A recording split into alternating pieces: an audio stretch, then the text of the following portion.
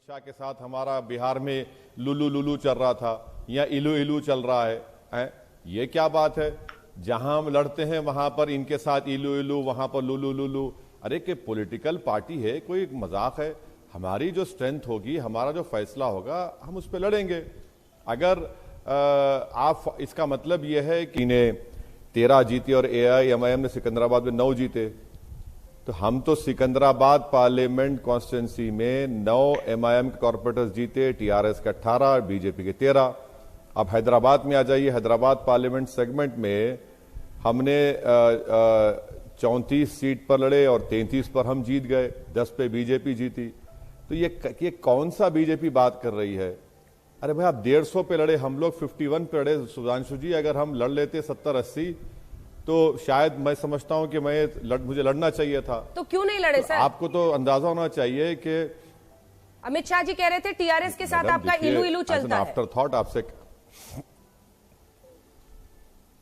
हाँ मैडम, हमारा तो हाल ये है ना कि अमित शाह के साथ हमारा बिहार में लुलू लुलू चल रहा था या इलू इलू चल रहा है?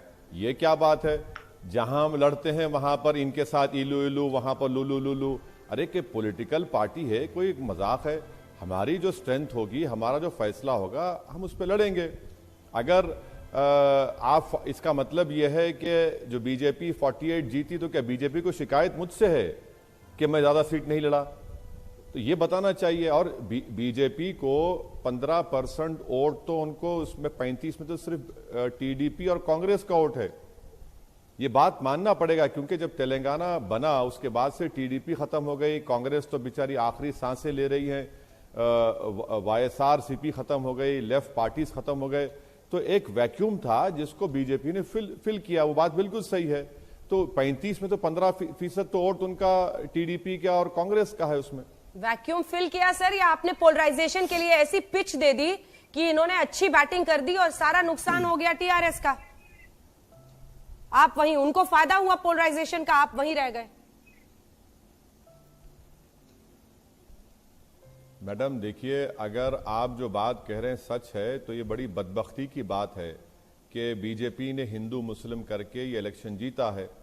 मेरा मानना यह है कि म्युनिसिपल इलेक्शन में बीजेपी ने पुराने शहर के ताल्लुक से कहा था कि इसको हम सर्जिकल स्ट्राइक करेंगे, आप वहां पर कुछ नहीं कर सके, डेमोक्रेटिक स्ट्राइक उल्टा आप पर पड़ गया।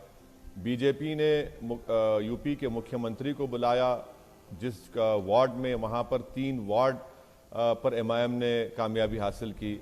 अमित शाह को आपने कहा था कि 4 मीनार में बुलाया, घासी बाजार डिवीजन हम बीजेपी से जीत गए। तो ये बात समझने की जरूरत है कि यकीनन TRS को अपना इंट्रोस्पेक्शन करना पड़ेगा, और मुझे यकीन है कि KCR बड़े लीडर हैं, सगेशियस लीडर हैं, वो इंट्रोस्पेक्शन करेंगे। मगर बहुत ज्यादा आप लोग क्रेडिट दे रहे हैं बीजेपी को। 150 सीट लड़े हैं, 150 में 48 पर जीते हैं, और ये एक वक्तिया कामयाबी है। मैं आपको इसलिए कह रहा हूं मैडम कि निजामाबाद म्युनिसिपल कॉर्पोरेशन, जहां पे बीजेपी का MP है, वहां पर बीजेपी का मेयर डिप्टी मेयर नहीं है। 10 महीने पहले इलेक्शन हुआ। करीमनगर म्युनिसिपल कॉर्पोरेशन, बीजेपी का प्रेसिडेंट है, तेलंगाना का MP है, वहां पर बीजेपी का मेयर डिप्टी मेयर नहीं है।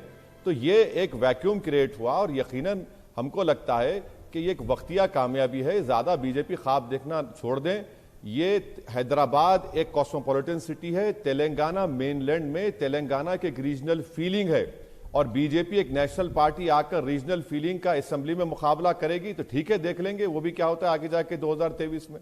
यूं ही ख्वाब सजा लिए 2023 के सुधांशु जी?